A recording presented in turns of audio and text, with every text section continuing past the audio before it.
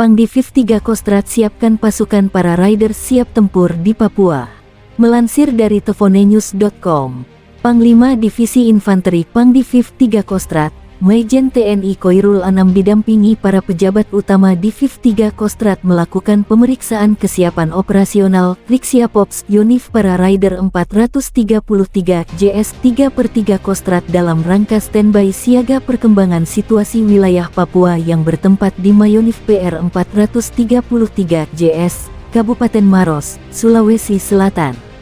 Kegiatan diawali dengan paparan Danionif para Rider 433 JS kepada Pangdiviv 3 Kostrad, dilanjutkan pengecekan kesiapan alat dan peralatan tempur yang akan digunakan dan pengecekan kesiapan prajurit.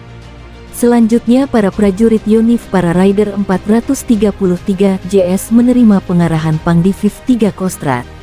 Dalam arahannya, Majen TNI Koirul Anam menuturkan bahwa kunjungannya ke 433 ini merupakan kunjungan pertama ke satuan jajaran Diviv 3 Kostrad.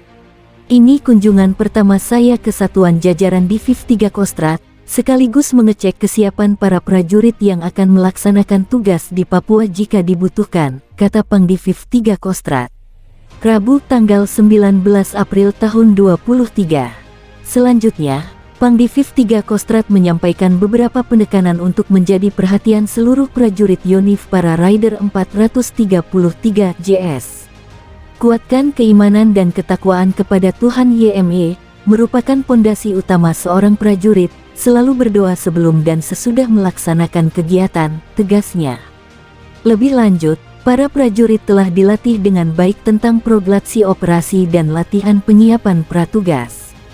Untuk itu, tingkatkan naluri tempur dan disiplin tempur kalian, jangan ragu bertindak, laksanakan tugas sesuai SOP, antisipasi isu propaganda dan apabila ada masalah koordinasikan dengan yang tertua di tiap-tiap bagian karena semua masalah pasti ada solusinya, jelas Majen TNI Koirul Anam. Di akhir arahan Pangdiviv 3 Kostrad menuturkan bahwa para prajurit Yonif para Rider 433 JS tetap mengobarkan semangat tempur. Sejatinya, penugasan merupakan suatu amanah dan kehormataan tertinggi bagi prajurit, tegas Pangdiviv 3 Kostrad. Selanjutnya penyerahan bantuan kepada Yonif 433 JS guna mendukung operasional selama berada di daerah penugasan. Jadi pemberangkatan tugas Yonif 433 dipercepat berkaitan dengan perkembangan situasi di Papua yaitu pasca kejadian Yonif R321 Galuh Taruna, tutupnya.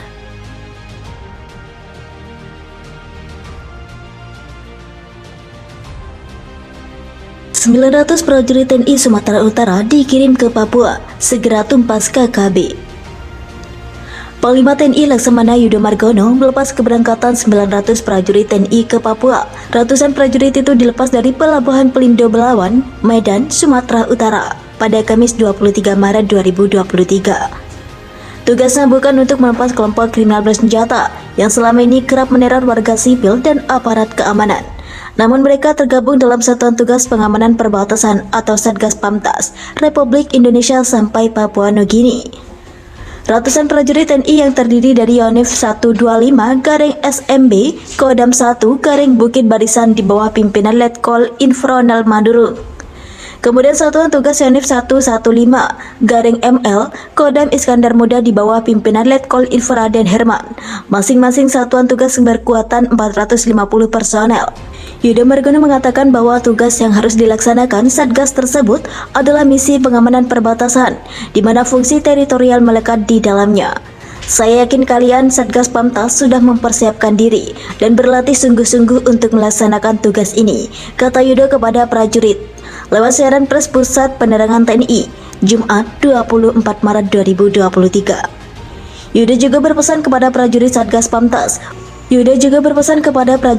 Pamtas untuk mampu membangun komunikasi dan menjaga kedekatan dengan masyarakat, diantaranya tokoh agama, tokoh adat, tokoh masyarakat, serta tokoh-tokoh daerah di Papua.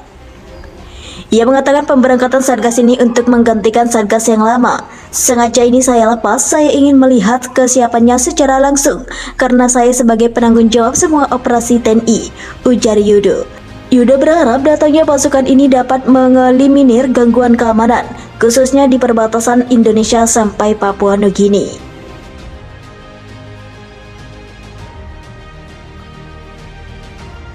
TNI tunggu perintah untuk eksekusi KKB Papua. Kini nego dulu agar sandera selamat. Melansir dari tribunjabar.id, Jakarta, Kepala Pusat Penerangan TNI Laksda TNI Kisdayanto mengungkapkan sampai saat ini satuan TNI di wilayah Papua masih melaksanakan operasi bersama Polri terkait pembebasan pilot Susi Air Kapten Philips McMartin yang disandera oleh kelompok teroris kelompok kriminal bersenjata atau KKB Papua. Namun demikian, kata dia, operasi penegak hukum tersebut mengutamakan keselamatan sandera.